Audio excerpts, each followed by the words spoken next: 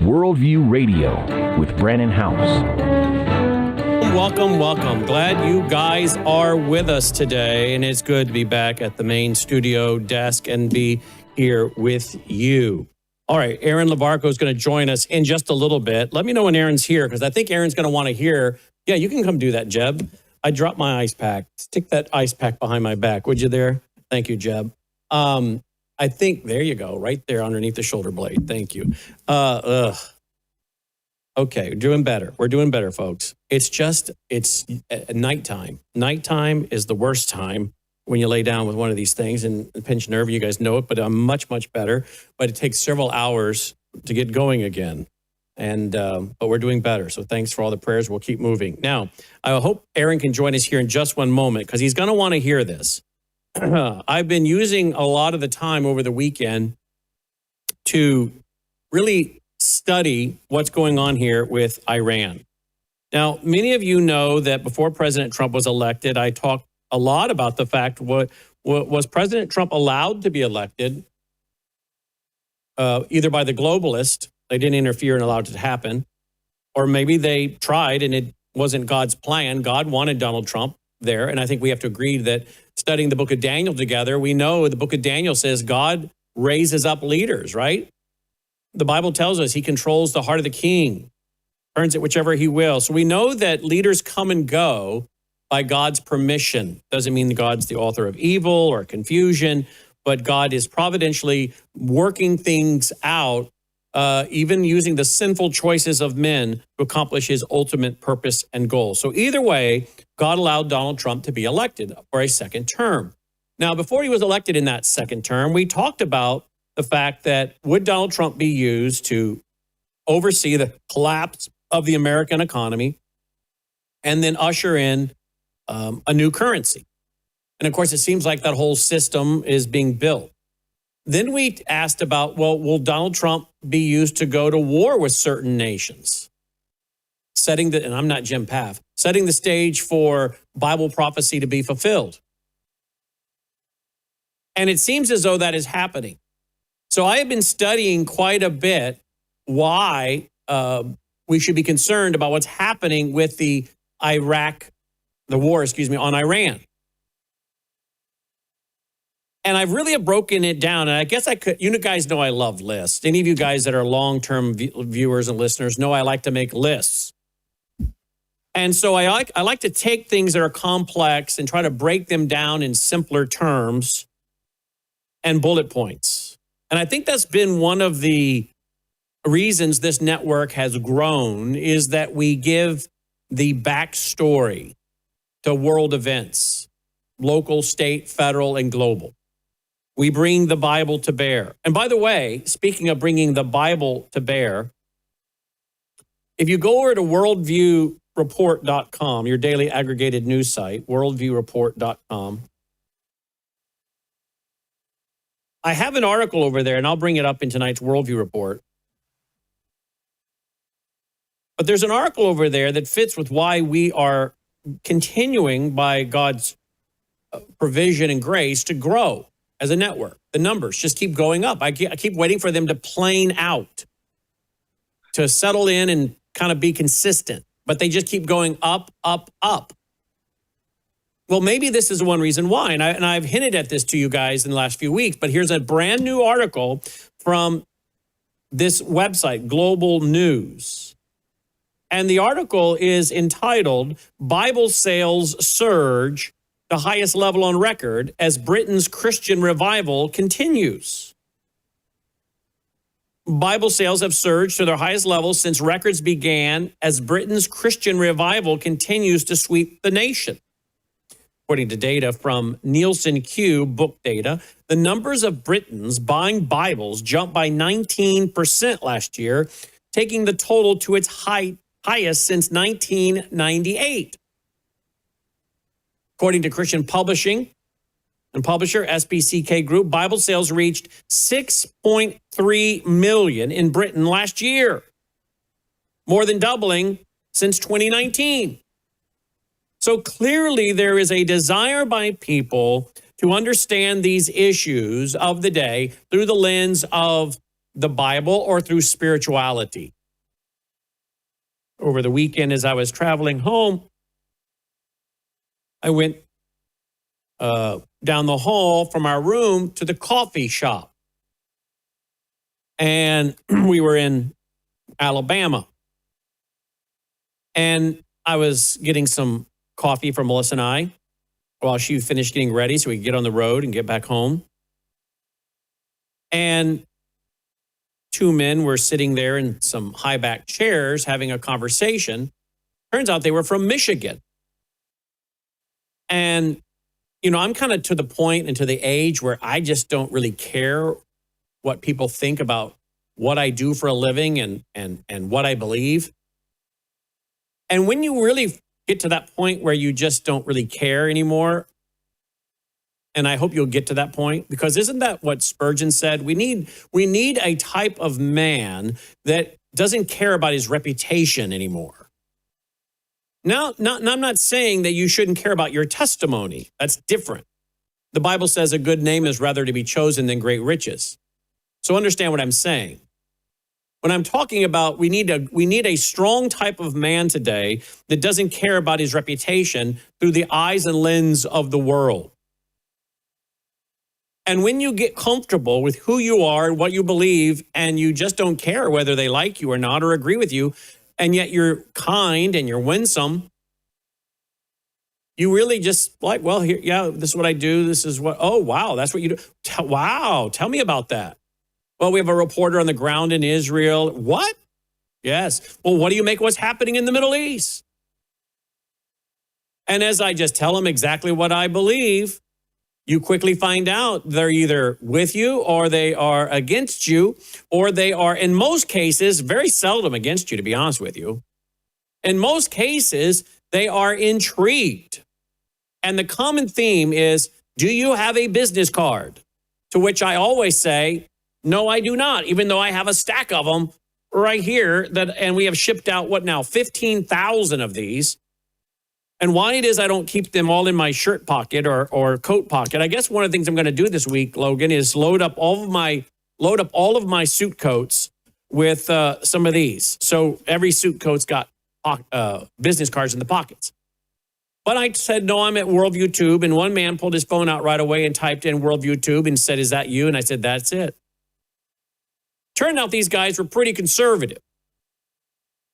And one of the things I said to them, I said, guys, now these guys were about my age, maybe a little older. They had both just recently retired. They were from Michigan. And we were all in agreement on Islam and the threat of Islam. They were all concerned about the country when it comes to Islam taking over Michigan. And I said, yeah, look at Texas, look at New York, look at Virginia, look at now they're targeting Texas big time, Tennessee. And I said, you know, guys, if you remember nothing about this conversation, can I just have you remember one thing? As we move through these days, religion, spirituality, and eschatology is going to become one of the biggest topics. One of the biggest things that you're going to see is how religion is going to come front and center. And I said, by the way, Bible sales have spiked. And that's before seeing this brand new article I just mentioned. I said, my network, if you will tune in, is going to address all of the issues: law, science, economics, history, family, social issues, education, national security, borders, etc. But we're going to do it, and we do this through the lens of a Christian worldview, helping people understand the various worldviews. And many of those worldviews, I said, are merging Christianity with Marxism, Christianity with Islam, Christianity with the New Age movement. Think Oprah Winfrey. And I told them this. And both of these guys were just glued to what I was saying. I'm sure they don't run into someone that talks like this very often, unless, of course, they run into people like you that listen to this broadcast, because this is who you are. I'm simply a reflection of the audience.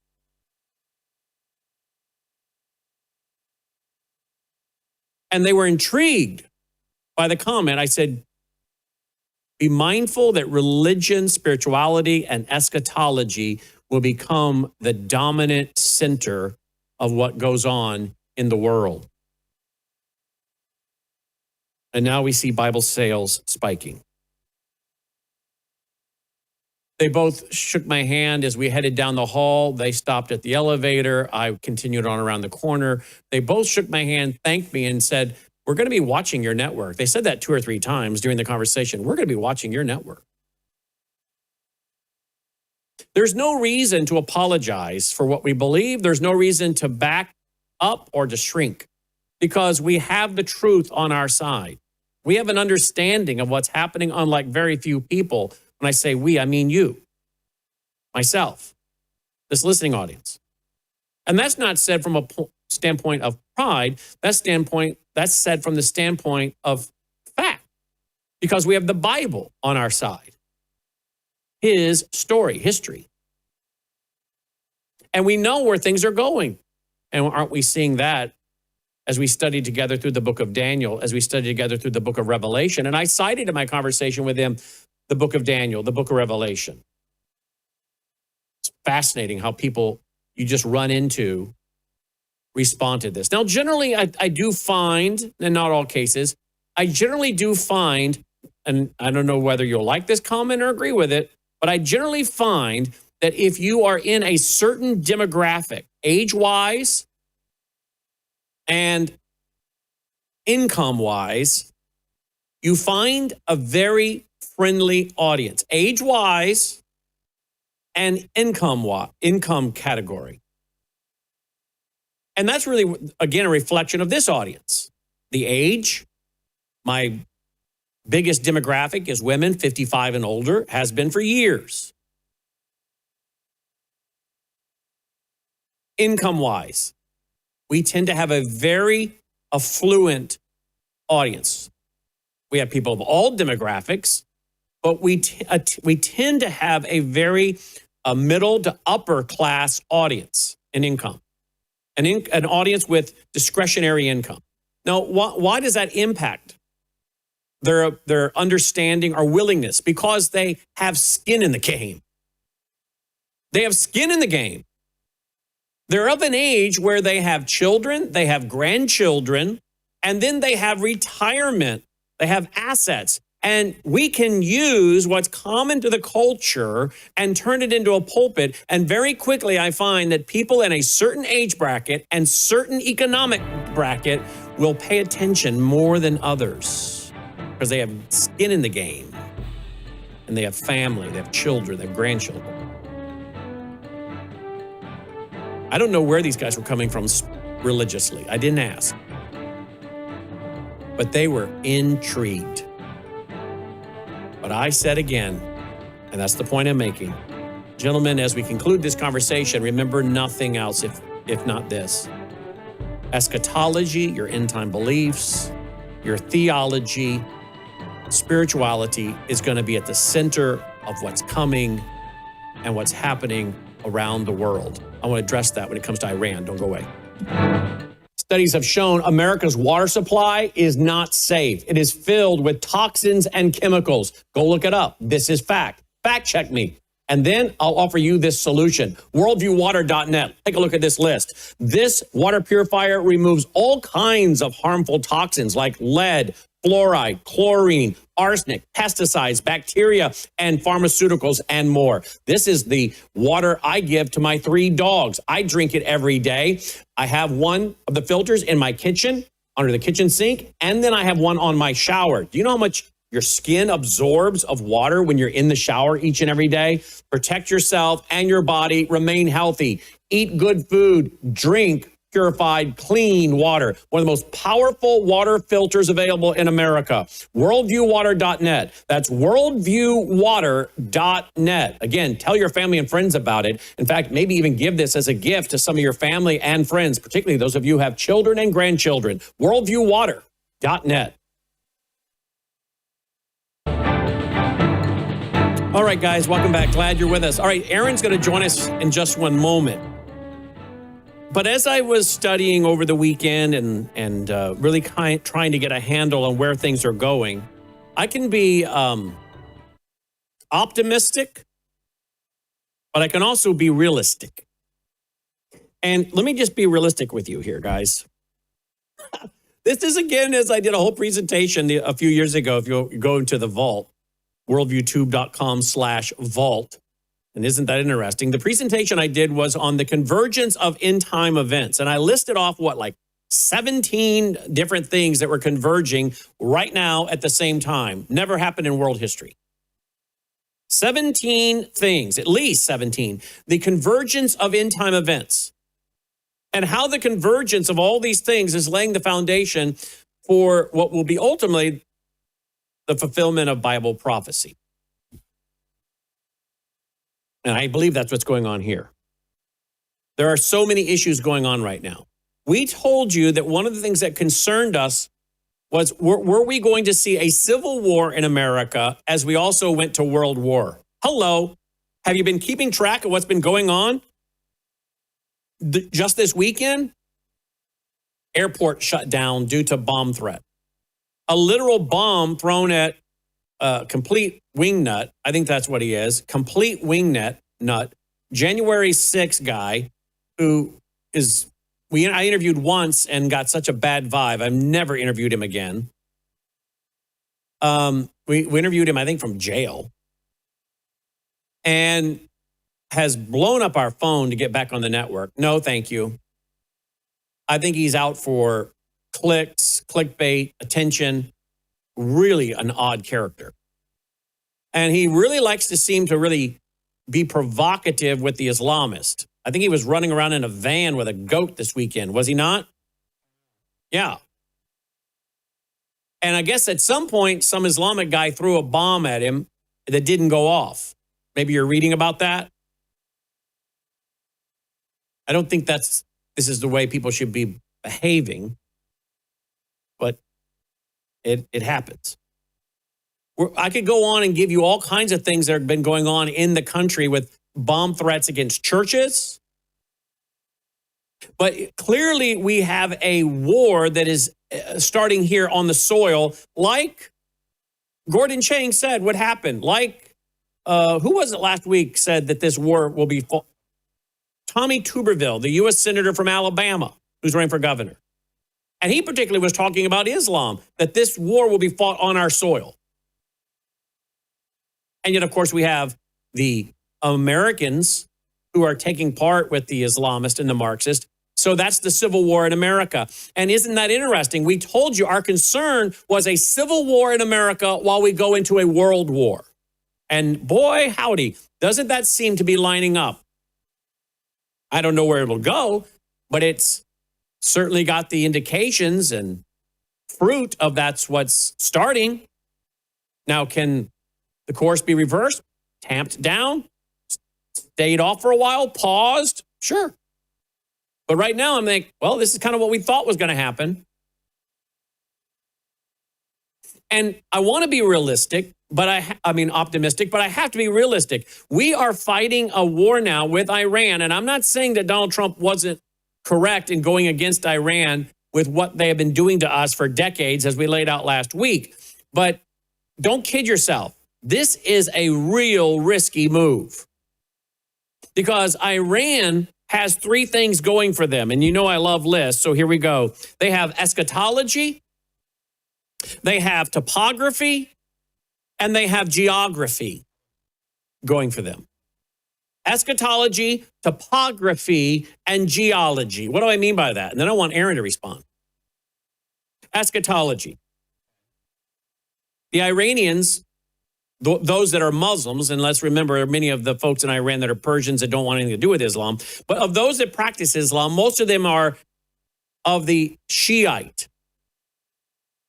versus the Sunnis, like Saudi Arabia.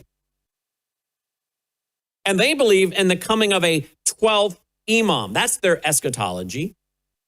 They're looking for a 12th imam. And they believe that comes through jihad, through chaos. They're willing to die as martyrs. Of course, that's the only way they can be guaranteed to get to their heaven, if you will. their eschatology, their end time beliefs. Remember, I told these gentlemen in the hotel lobby in Alabama that eschatology, theology, spirituality is all going to be at the center of world conflicts. The question is, do you understand the theology, the eschatology, the spirituality, the ecumenicalism? Eschatology. Iran also has topography going their way. Have you pulled out a map recently to look at the mountains that outline Iran? The mountains. Go study the Iraq-Iran war and the trouble Iraq ran into dealing with Iran with their really fortified nation with their mountain ranges. Now there is talk about putting boots on the ground in Iran. Ooh, that's some loud thunder out there today, guys. I don't know if you can hear that. Hopefully the power stays on. But they're surrounded by mountains. And if you're talking boots on the ground, are you talking special forces? What are you talking about here? Now, Trump's press secretary, Caroline Leavitt, was asked by Fox News host Bartiromo. What's her first name? Maria, thank you. Maria Bartiromo was asked about the draft and then also asked about boots on the ground. Those were really two questions. And I think Caroline Leavitt did a very, very poor job. I'm sorry, that was for a moment amateur hour. And this might be where President Trump might seriously consider an older individual with decades of experience, because I'm 57 years old next month. And the first thing I heard as a radio TV guy was draft. And it was like she was either didn't want to answer it or didn't hear it. I don't know which one, but I'm sorry, that was amateur hour. Because there were two questions there, draft and boots on the ground. And the first one, her ear should have perked up and said, uh-oh, I better deal with this one, draft. Because how I answer this is going to set a lot of Americans on edge. And her response should have been, well, let me deal with the first one, draft. As of right now, we're not talking anything about a draft. Can I just put that to rest? We are not discussing a draft. We appreciate our all-voluntary military. Second question, boots on the ground. The president is keeping all of his options open. Well, she didn't do what I said with the first issue of draft. She said the president is keeping all his options open. She answered two questions with the same answer. And now it's going viral that President Trump's considering a draft, or that's on the table. That's not, I don't think, what's going on, unless we find ourselves in a quagmire there in the Middle East with Iran. I appreciate Caroline Leavitt in a lot of ways, but I thought to myself when he pointed her, why are you picking a 20-something-year-old gal? You need a seasoned press person. And yesterday, that was a perfect example, because any seasoned person would have heard that political third rail of draft and said, whoop, I got to shut that down, and then go to the second question. And that's creating a lot of damage today. Now, the other option is they wanted that out there, which if that's the case, then Caroline did exactly what she was supposed to do. Perhaps she didn't mess up. Perhaps it wasn't amateur hour. Perhaps it was psychological projection. Getting the American people ready for a draft. I like to think it's the first, not the latter, but you never know in these days. So maybe she did exactly as she wanted to do or as she was told to do. But there's a topography there in Iran. So they have eschatology on their side, they have topography on their side, and then they have geography on their side. Have you checked out the Strait of Hormuz lately? Have you checked out what the Strait of Hormuz will mean if it gets shut down, as they're doing now with what's coming through there? And then there is another, I guess, nearby port. Is there not, guys? What is that one called? Bab el Mandeb, Balelmandeb. So we got two straits, if you will, narrow areas from which trade and oil and energy flow. Now, if they can create problems with those and ships passing through, you're talking about oil spiking, which it's doing right now. And now we're not looking at just a kinetic war. We're looking at an economic war, which is what we've been in for some time. Remember Brazil, Russia, India, China, South Africa, BRICS. And who stands behind Iran to a degree? China and Russia, members of the BRICS. This is also an economic war with those carefully understood straits. What is going to happen to this economy if oil energy prices keep going up?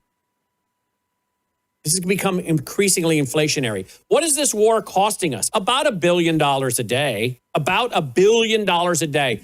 You know what we're also facing, folks? We're also facing the fact that we are shooting off Tomahawk missiles, THAADs, $1 million missiles to go after $20,000, $30,000 drones. How long before we start running out of the munitions we need and they have thousands and thousands and thousands of those drones left? Is that what they're waiting on? What I'm saying is this is not something where we should become arrogant, too optimistic, or over our skis.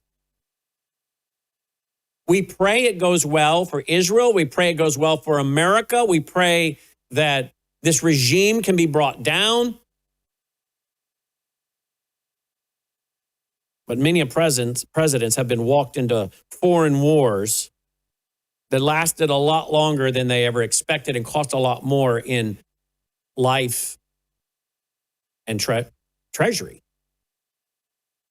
Which is why we're in the mess we're in with our goal toward going to the moon, Korean War, Vietnam War, Lyndon Johnson's Great Society.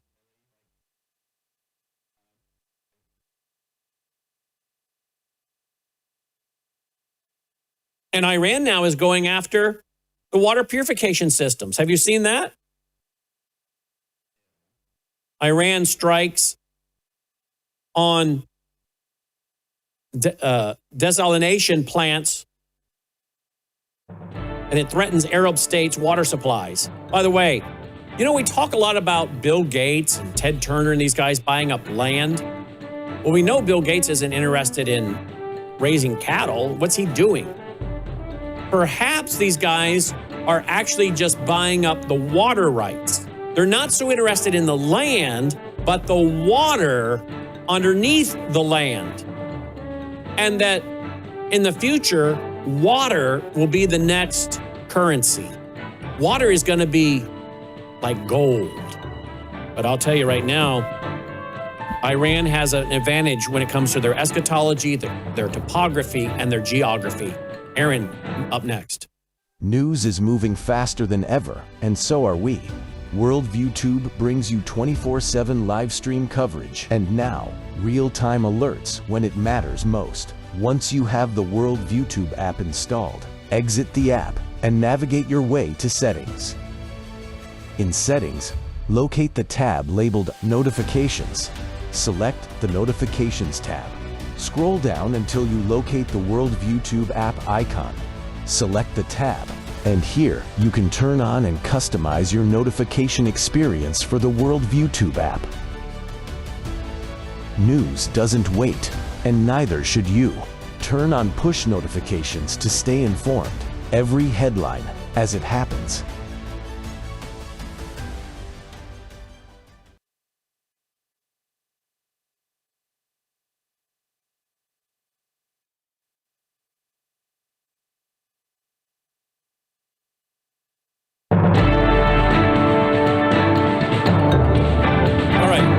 Worldview Radio, our website, worldviewradio.com, worldviewradio.com. Joining me now is our reporter on the ground in Israel, Aaron Lavarco.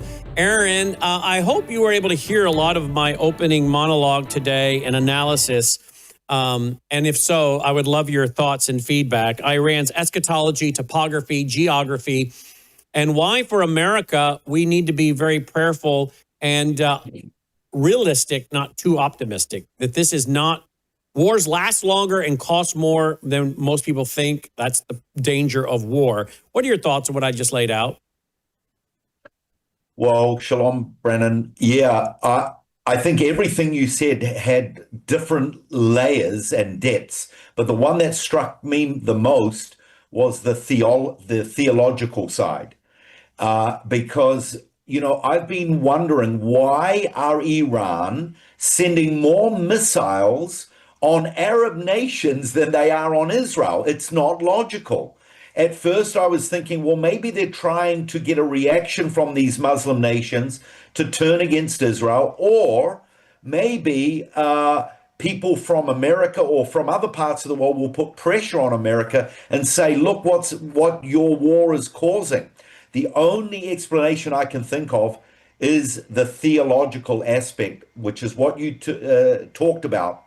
This ancient theology that believes that this Mahdi, the 12th Imam, that he is hiding out there somewhere and he's waiting for utter chaos to come upon the earth. And when that utter chaos reaches its height, then he will return. This is what the Iranians believe. This is a major Islamic theology. Now, for us, it's crazy. The thought that Iran would attack all these Muslim nations, even they are in shock. The Muslim nations, they feel betrayed that Iran are doing this to them, especially nations like Qatar, who have been so helpful toward the Iranian cause. So I think we need, and the West needs, to understand what they believe, because they may start to fire missiles at America. And we may look at it and think, what are they doing? They're going crazy. They're not crazy.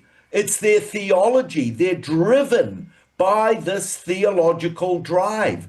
So, you know, for me, that really, really stands out beyond everything else. I mean, you know, the topography and the geography and everything, and the whole, you know, the natural resources, where the Iranians are, the fact that they're able to control the Hormuz Strait, which, you know, I think I can't remember the percentage, but a high percentage of the world's freight goes through that strait.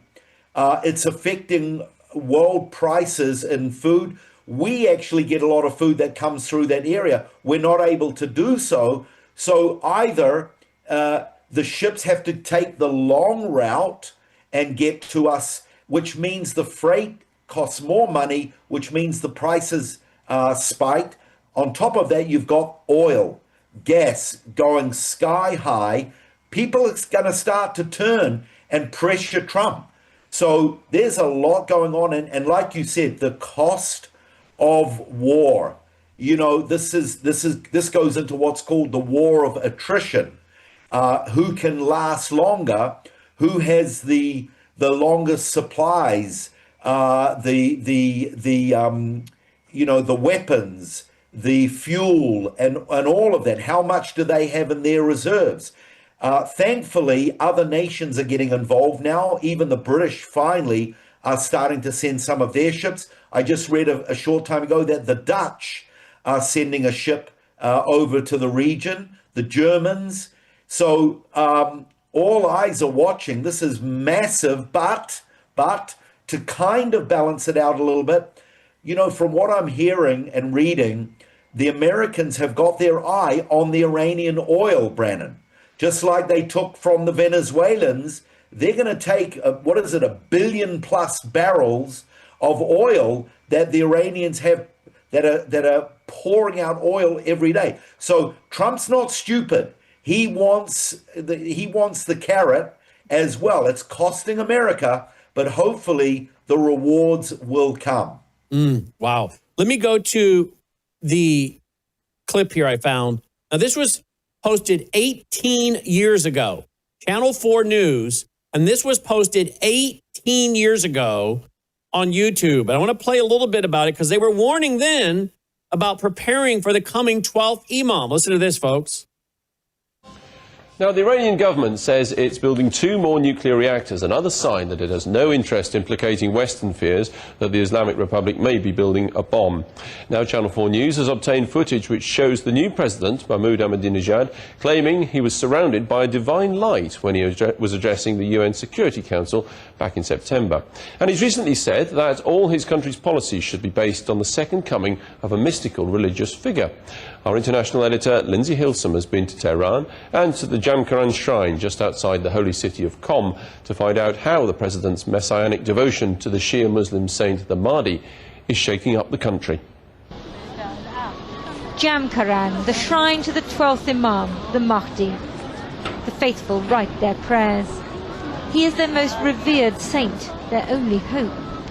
One day, they believe, he'll return to earth through the well which lies under the postbox. In the meantime, they mail him their wishes. One woman prays the Mahdi will cure her son's opium addiction. In the men's section, more prayers.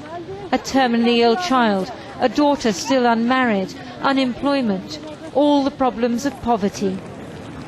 Many mullahs say the well and postbox a mere superstition.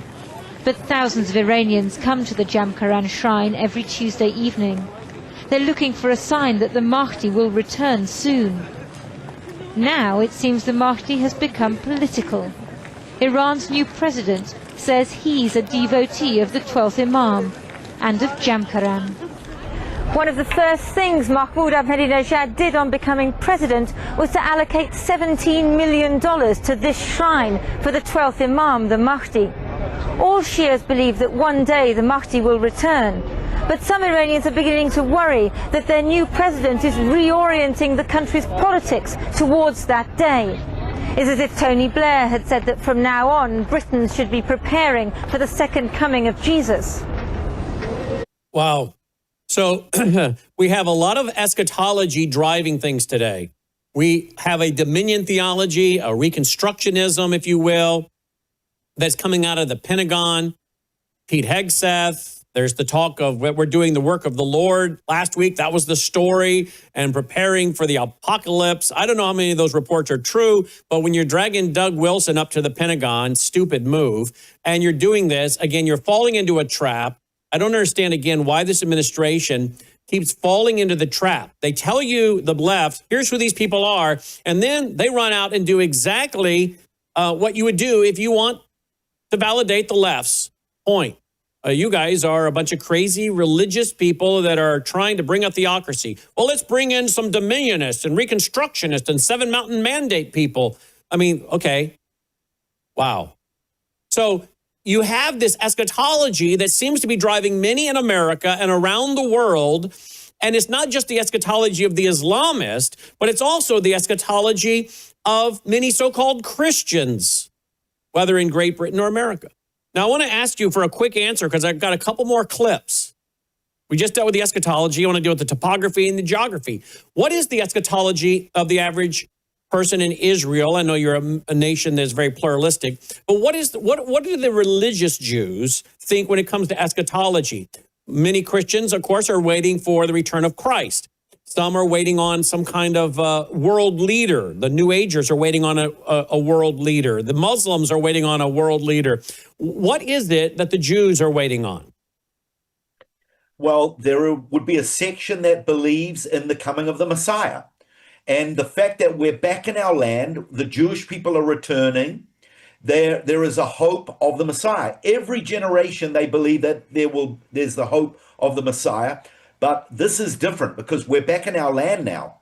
And of course, the rebuilding of the temple is going to be connected to that. So that's some sections of Orthodox Judaism. There are others who actually understand Ezekiel 38 and 39, the war of Gog and Magog. They actually know that. They understand that. They know a car repair shop. They know manages over here, and also there are. They know that all the nations will come against Jerusalem and all of that. So I don't know where that's coming from. Israel with all of these launches. All right, we'll cut that down if you would, please. All right, keep going, Aaron. Sorry. There are some people believe in that eschatology about the war of Gog and Magog, and so there is a variety there. And then there is, especially this generation, Brannon, where you've got a growing increase that the Gentiles will play a part in eschatology. And the fact that the Gentiles, including our friend Byron, were helpful in finding the red heifers, discovering the red heifers, they see that as a part of the Gentiles being a part of it as well. So it's not 100% all in one box. It's a bit of a variety, but in general, there is definitely a belief that the Messiah, whoever that Messiah will be, will come. And they believe that this is the messianic age, because okay, so we have Christians, Jews, Muslims, New Agers. They all have an end time belief in eschatology, and many of them are waiting on some kind of world leader. So let's check that box off. Eschatology, we covered that. Now let's go to the issue of the mountains that surround Iran. You know that there's a lot of mountains there, that this is a major issue for any kind of war. Iraq found this out. Can you address the issue of topography, the mountains in Iran? Well, the main thing that comes to me when it comes to the mountains is that the Iranians are using them to hide and bury a lot of uranium enriched materials that they want to go ahead and build nuclear weapons. This is one of the major reasons why this war is ongoing. On top of that, I think that they're within some of those mountains, they are trying to tap into some of the natural resources in those mountains. So yeah, natural resources are crucial, especially for the economy. There you've got connections with China and with Russia, but purchasing their oil. So, but I think the big thing right now regarding those mountains is what's hidden underneath those mountains, and that's these bunkers, not only for hiding, but for hiding the uranium. Let's get to the issue of topography a little bit more, and then geography. When we come back, our guest, Aaron Lavarco. He is, of course, our reporter on the ground in Israel. And again, he's brought to you by you as we send him regular love offerings that you help us make available to him to keep him on our team. And aren't you glad he's on our team? So thank you for supporting our foundation at worldviewfoundation.com, worldviewfoundation.com. Be sure to stay tuned for Crosstalk with Jim Schneider on over 100 outlets coming up at 2 p.m. Central, 3 Eastern at vcy.org, vcy.org. We'll be right back.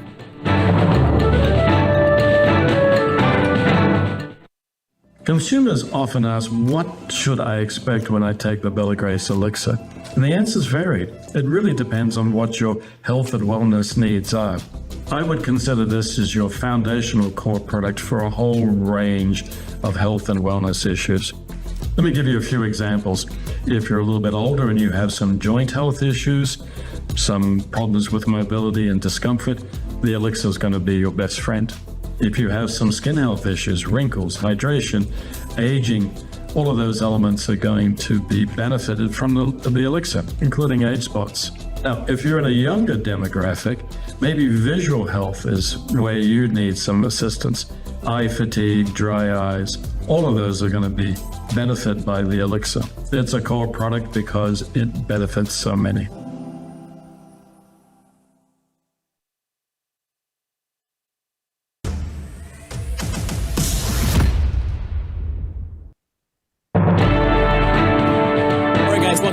with us. Let me go right away to a clip as we go through eschatology, topography, and geography that is in the corner of benefits for Iran. Here's one on the mountains, the topography, that really acts as a natural fortress for the country of Iran. Listen to this.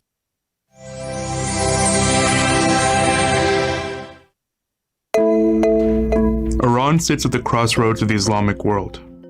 Linking the Middle East, the Caucasus, and Central and South Asia, Iran has struggled to balance the benefits and risks of its geographic position. Iran's core is located in the western Zagros mountain range. From this secure geography, the beginnings of the Persian Empire spread throughout Iran's mountainous topography, securing the Alborz, the southern Zagros, and much of the Iranian plateau. Iran's primary geographic challenge has been to secure itself from the many external threats on its borders. Arabs, Mongols, and Turks all conquered ancient Persia at various times, prompting Persia to expand its territorial control whenever possible to establish a buffer to protect its core. At its height, the Persian Empire stretched from the eastern Mediterranean to the Hindu Kush Mountains, bridging modern-day Europe and Asia. Echoes of this former empire can be seen even today, with Iran's support for Hezbollah in Lebanon, the Assad regime in Damascus, and the Shiite-led government in Iraq. Iran has also struggled to unite and control the various language and ethnic groups located within its core territories, a process impeded by the country's difficult terrain. Modern-day Tehran is aided by its large hydrocarbon reserves. Iran boasts the fourth largest oil reserves and largest natural gas reserves in the world. The 20th All right. So as you see from that presentation, they were dealing also with the issue of the mountains. The mountains, and you can go do some of the research on your own in this area of the mountains. The topography, it acts as a natural fortress for Iran. Now, that's going to have to be considered, obviously, if we're going to do battle with them, and I pray we don't do boots on the ground. I think that's going to be a real trap. But that's there, and people need to be aware of that. Then we have the issue of geography. The Strait of Hormuz. That's just one of two small channels that are important for trade and energy. Here is a little video for you on the Strait of Hormuz. Listen to this, please. Why does the tiny Strait of Hormuz matter so much? The Strait of Hormuz is a narrow sea passage between Iran and Oman, but it's one of the most important waterways on Earth. Around 20% of the world's oil and gas exports flow through it every day. That means Saudi Arabia, Iraq, UAE, Kuwait, Qatar all rely on this short channel to send fuel to the rest of the world. Right now, as tensions escalate in the Iran-US-Israel conflict, Iran has declared the strait closed and warned it will attack ships that try to pass. If this choke point really shuts down, oil supply will drop overnight, pushing global fuel prices up, hurting economies everywhere, and forcing companies to reroute ships thousands of miles around Africa. So this tiny waterway could have huge global consequences. Do you think the world economy can handle it? Indeed, it could. Huge consequences. Why does now, the tiny Strait of Hormuz... let's talk about the issue of the other port, or the other little narrow passageway.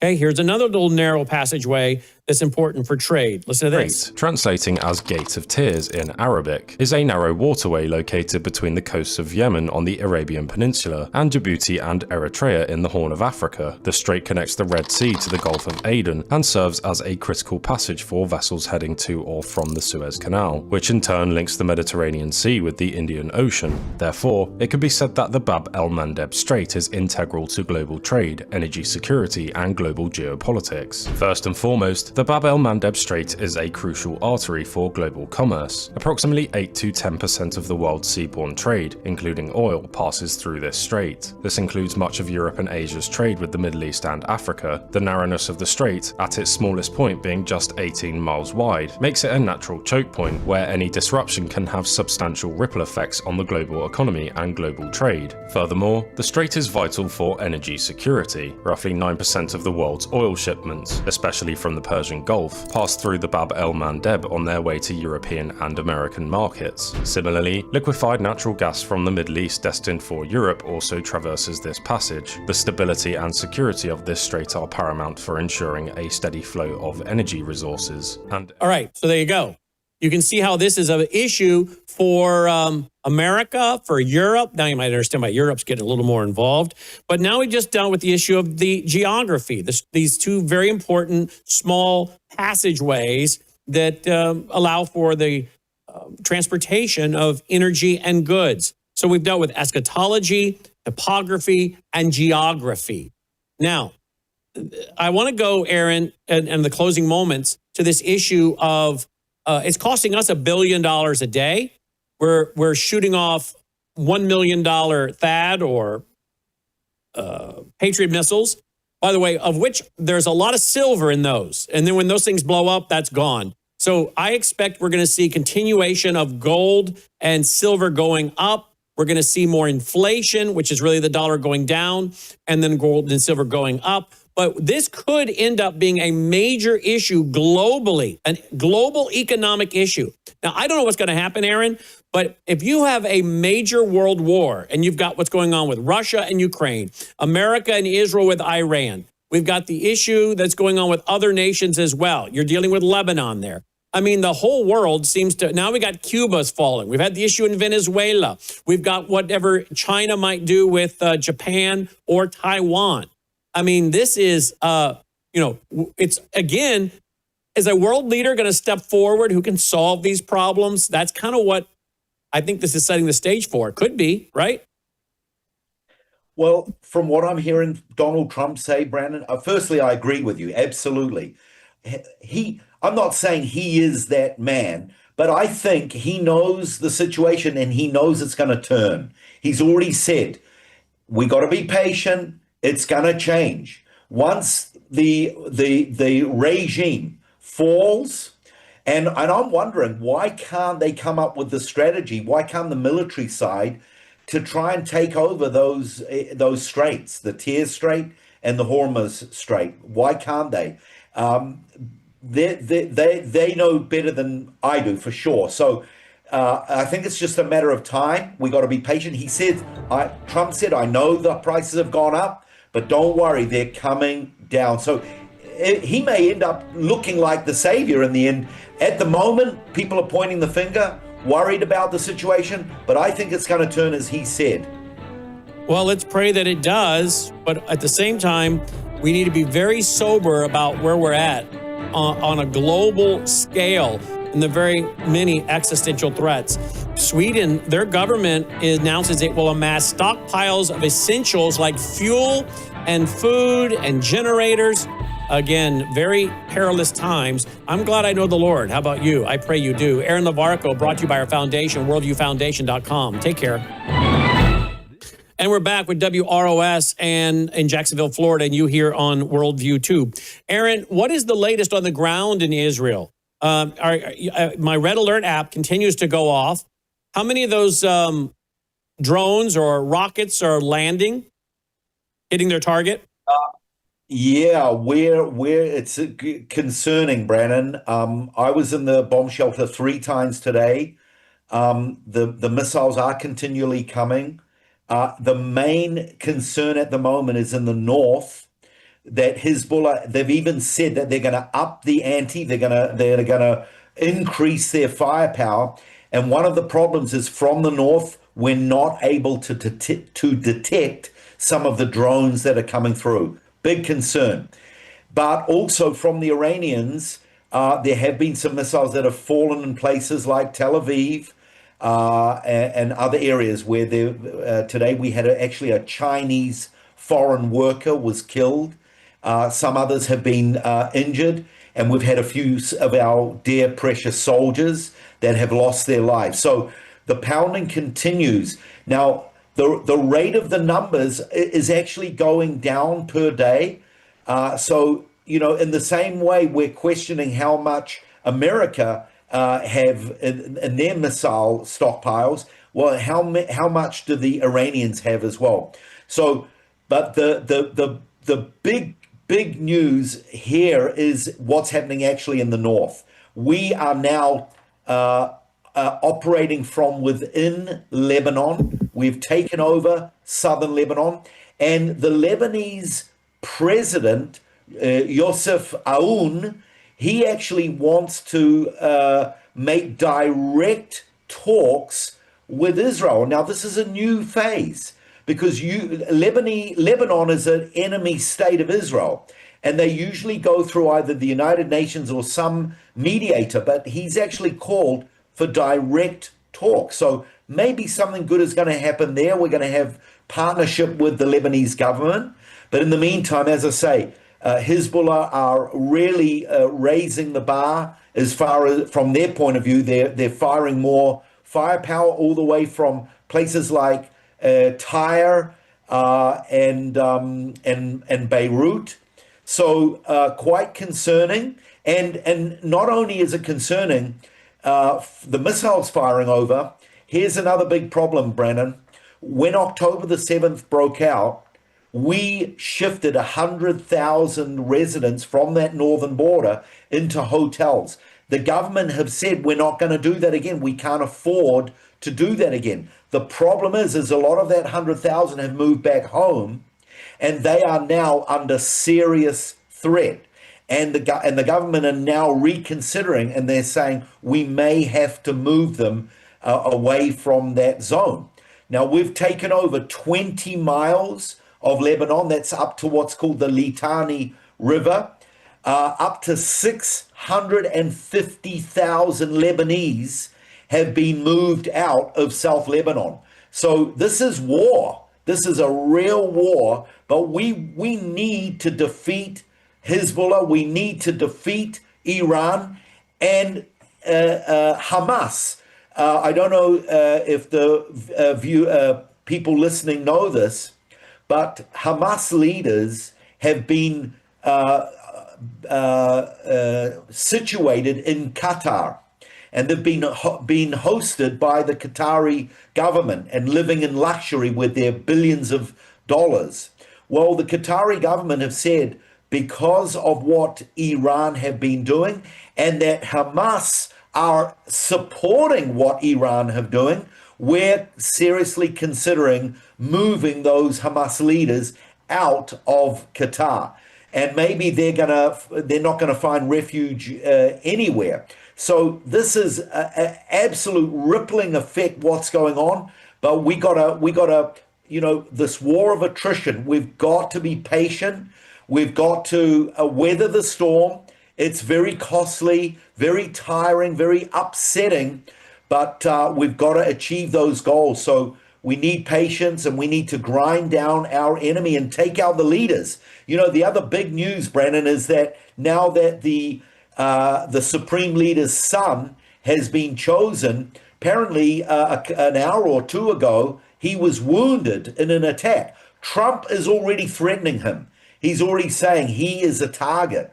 So we need to pray. We need to pray for our soldiers, pray for these leaders that they continue to do the work and take out our enemies' leaders. When the enemies' leaders are taken out, it's a moral victory, and it sends a message to all the top officers in the Iranian army. We said the other day that a number of them are now defecting. They're pulling out.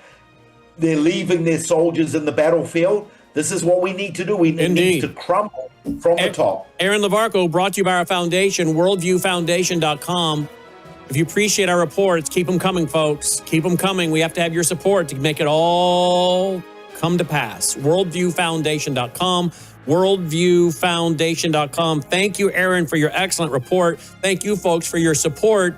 And Lord willing, Aaron and I will be back as we continue to bring you, I think, news and information that you're not going to get anywhere. Colonel Rob Maness has a lifelong record of providing dedicated service to this nation. Having worked his way up from the enlisted ranks to full colonel,